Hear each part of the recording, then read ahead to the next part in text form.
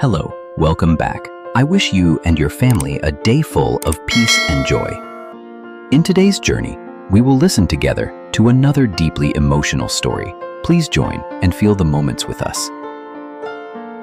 Another day had begun. Linda sat at the door of the hut, holding a pack of instant noodles. There was no more time or firewood to cook, so she broke a few strands of raw noodles, put them in her palm, and brought them to her mouth. The dry, crunchy sound, the salty and bitter taste on the tip of her tongue, that was a quick breakfast to give her some energy for the day. Linda wiped her hands on her shirt, then quietly stood up. She closed the door of the hut, carefully locking the bamboo latch. In front of her was a long red dirt road, with rows of corn on both sides, the rustling sound of the wind urging her to walk faster. She knew clearly, if she couldn't find a stable job, each day would begin with worry. What would she do to make a living today? When the sun rose, Linda went to a construction site on the main road. The sound of cutting machines, shovels, and loud chatter echoed everywhere. In a worn-out plaid shirt and a purple scarf wrapped around her head, she was small compared to the hustle and bustle of the construction site. The man sitting resting next to the pile of dirt looked up. Linda spoke softly but firmly. "Sir, do we need more workers here?" His eyes stopped on her tanned face for a moment, then slid down to her skinny hands, still tightly holding the unfinished noodle package.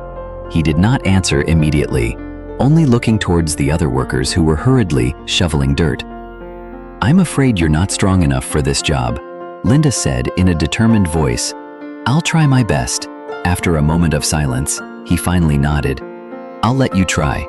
If you don't meet the requirements, I won't keep you." Hearing that, Linda bowed her head slightly in thanks, a slight smile appearing on the corner of her lips. Linda took the shovel she was given. The wooden handle was rough, the metal blade heavy. For a moment, she just held it, feeling the weight in her hands. All around her, the men were busy, shovels thudding against the ground, boots sinking into the red mud. She pressed her foot against the edge of the shovel and pushed. The ground was hard and hard, hindering her strength. Sweat quickly trickled down her temples, soaking into the scarf around her head. Her hands ached from the friction, but she bit her lip and pushed on. The sun rose higher, making the tin wall beside them hot to the touch. The smell of damp earth filled the air. Linda's hands trembled, but each time she pressed the shovel into the ground, she told herself, "I have to hold on. I have to prove that I can do this." As the hours passed, the trench deepened. Dust clung to her yellow plaid shirt, staining it brown. Her slippers sank deep into the mud, but she didn't care. Linda stood up, panting, her chest heaving. She lowered the shovel and looked at the rows of concrete piles sticking up from the ground. Time passed. Sweat trickled down Linda's temples, soaking the collar of her old plaid shirt.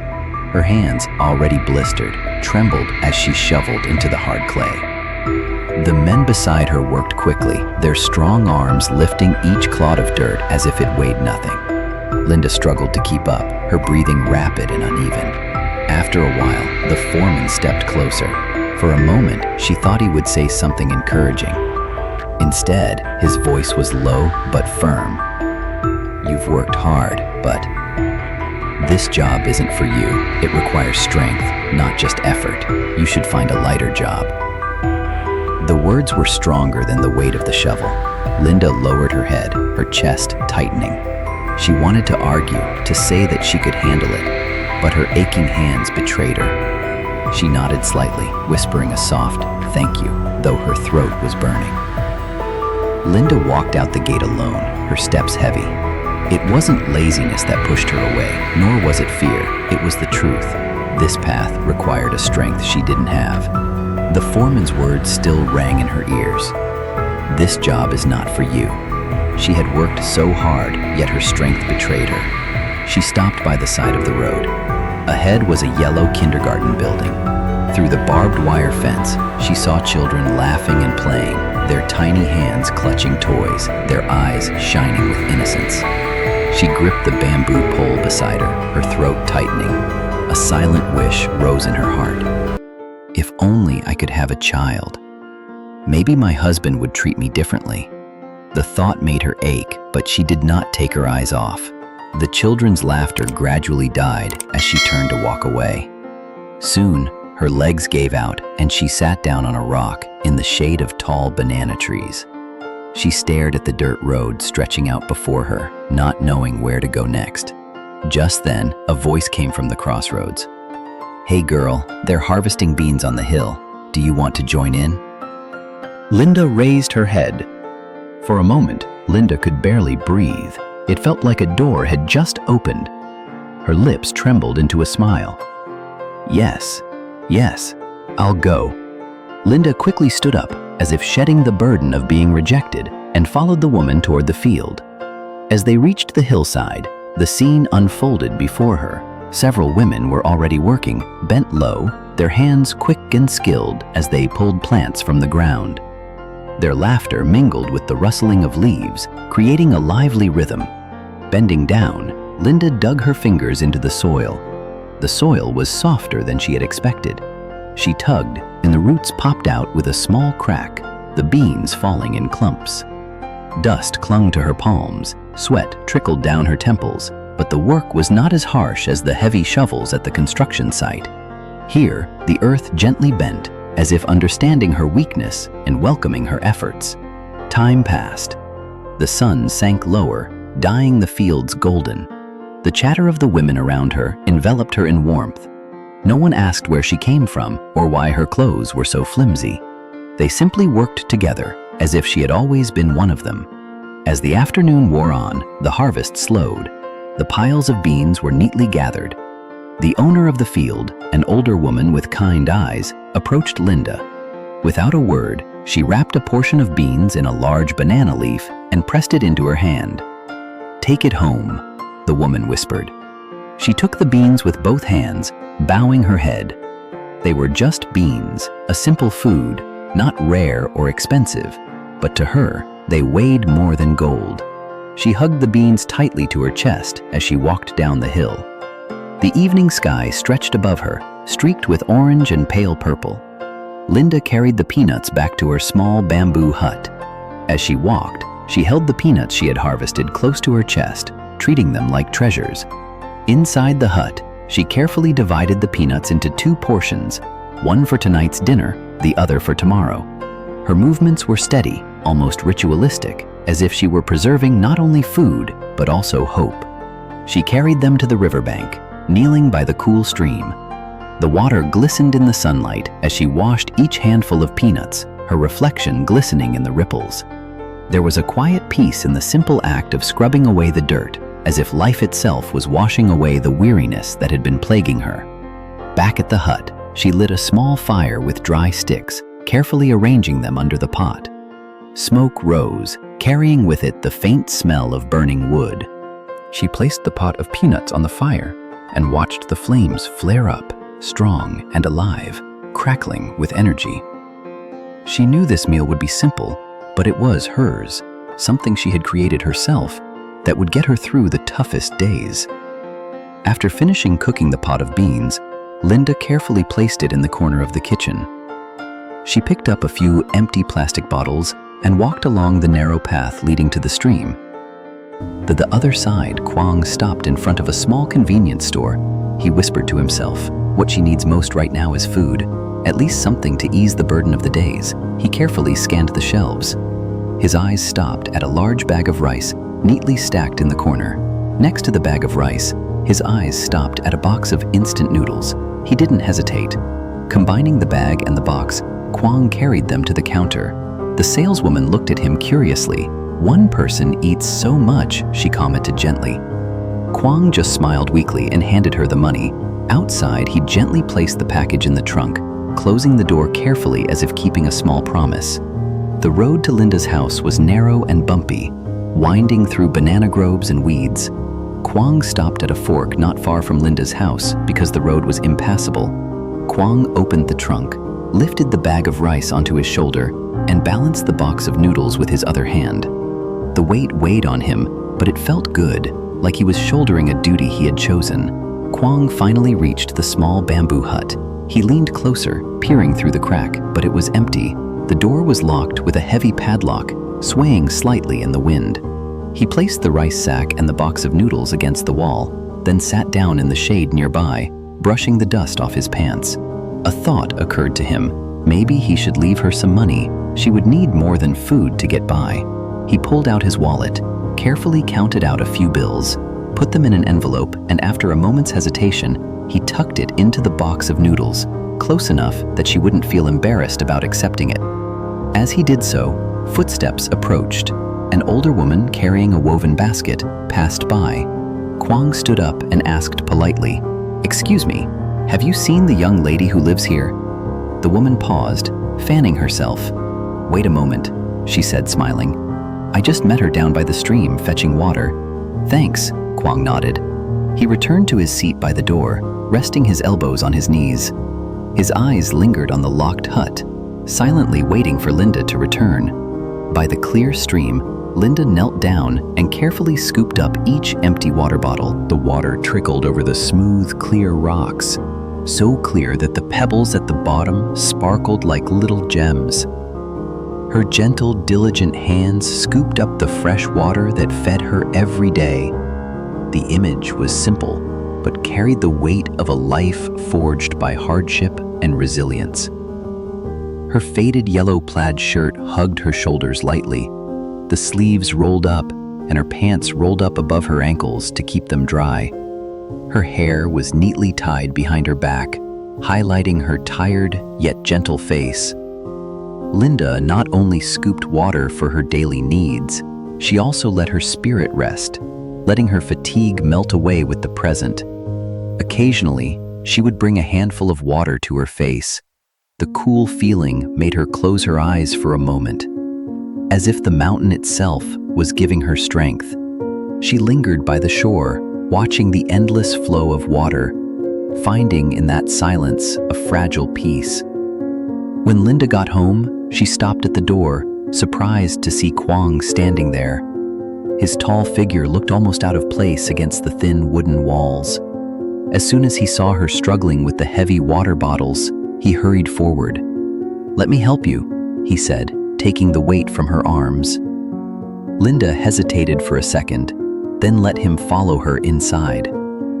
Kwang placed the water bottles neatly in the corner, then took out a small bag of rice and a box of instant noodles he had brought with him. Setting them down by the wall, he turned to her with a gentle smile. "I thought these might be useful. It's nothing big, but I hope it makes things a little easier."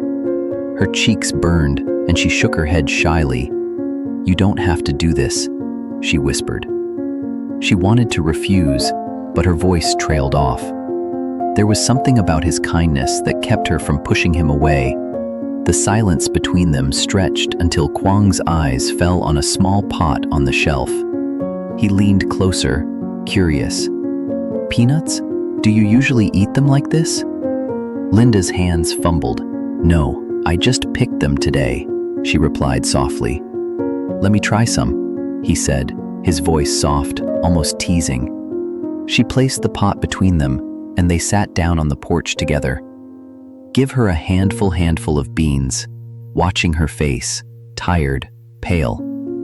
After a moment of silence, he spoke, his voice soft but firm. "Linda," he said, "I've already spoken to my subordinates. They'll arrange a position for you in the company. It might take a few days, but when everything is in order, I'll let you know." His words hung in the air, warm but heavy with responsibility. Linda lowered her eyes, her fingers nervously tracing the frayed edges of her sleeves. She was so used to rejection and hardship that kindness seemed foreign.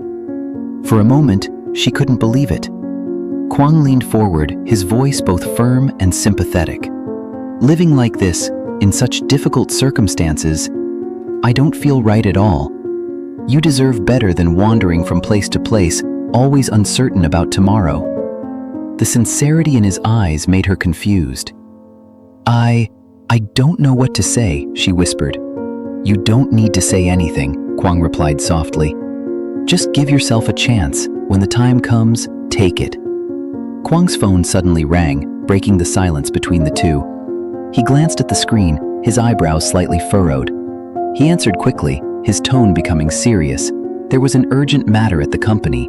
He had no choice but to return immediately. After ending the call, he turned to Linda, his expression softening. "There's something at the company. I need to go home now," he said softly, his voice both apologetic and regretful.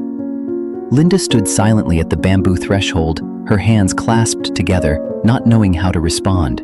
She just nodded slightly, her eyes silently following his every move. Linda walked back into the small house, her arms tightly holding the gift bag Kwang had bought for her. A quiet smile appeared on her lips, gentle, almost shy, because for the first time in a long time, she felt remembered, cared for.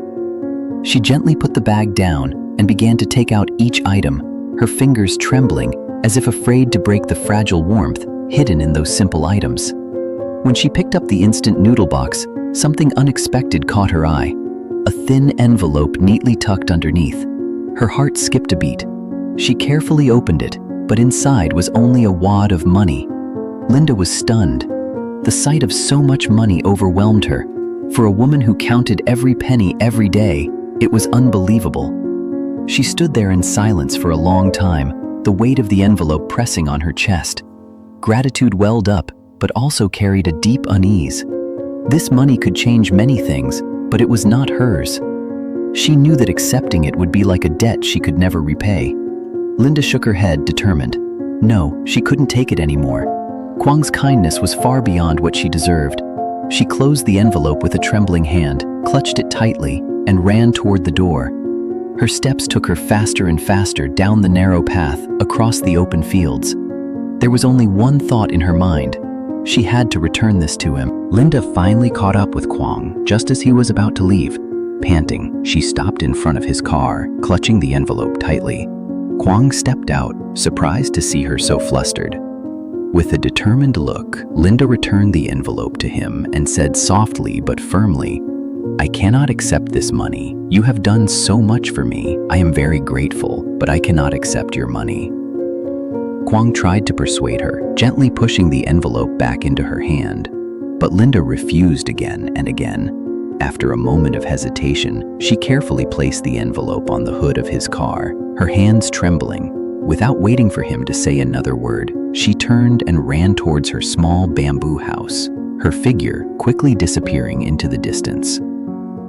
Kwang called out to her, his voice echoing across the empty field, but she did not stop or turn back. Standing by the car, she picked up the envelope again. Looking in the direction Linda had gone, he said to himself, "If she doesn't accept this way, I'll have to find another way to help her." With that silent promise in his heart, Kwang turned back to his car, started the engine, and drove away, leaving behind the narrow country road, but still carrying with him a greater sense of responsibility towards the humble, kind girl he had just met. As Kwang's car faded away, Linda stood alone in the middle of the quiet field. Although she had refused to accept the money, deep down she knew that this encounter had changed something. For the first time in a long time, she felt seen, remembered, not as a burden, but as someone worthy of attention. Returning to her small bamboo house, Linda sat quietly by the window, her mind lingering on Kwang's steady gaze and quiet kindness. A smile flickered on her lips, though her eyes were filled with uncertainty, and perhaps this was just the beginning. And that's how today's chapter ends gently. Linda, with her fragile steps but her steadfast heart, reminds us once again that kindness, no matter how small, can bring warmth in the darkest of days. But life never stops at a moment of comfort. What awaits her ahead? Will the thread of fate that has just appeared really guide her to a brighter tomorrow? Or will new challenges await at the next turn? We will find out together in the next episode. Thank you for listening, and if this story touches your heart, don't forget to like and subscribe to continue following Linda's journey. See you soon. Chúng ta vừa cùng nhau đi qua một hành trình nhỏ nhưng lại chất chứa thật nhiều cảm xúc, từ những nỗi buồn, những giọt nước mắt cho đến cả những khoảnh khắc bình yên, giản dị vô cùng quý giá. Cảm ơn bạn đã đồng hành và lắng nghe đến tận những giây phút cuối cùng. Mỗi một lượt xem, mỗi một ánh mắt dừng lại, mỗi một trái tim cùng đồng cảm đều là nguồn động lực để cho những câu chuyện như thế này được tiếp tục viết nên. Nếu cuộc sống còn bộn bề, đôi khi chỉ cần những giây phút lắng lại, bạn sẽ nhận ra rằng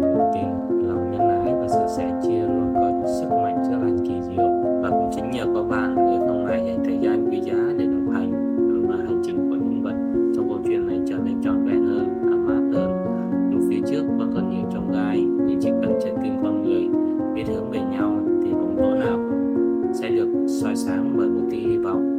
Xin gửi đến bạn lời cảm ơn chân thành nhất. Hẹn gặp lại các bạn trong các tập tiếp theo, nơi câu chuyện còn tiếp tục mở ra và những bước chân kiên cường luôn mơ ước lặng lẽ và niềm tin chưa bao giờ tắt. Cảm ơn các bạn rất nhiều. Chúc các bạn luôn bình an.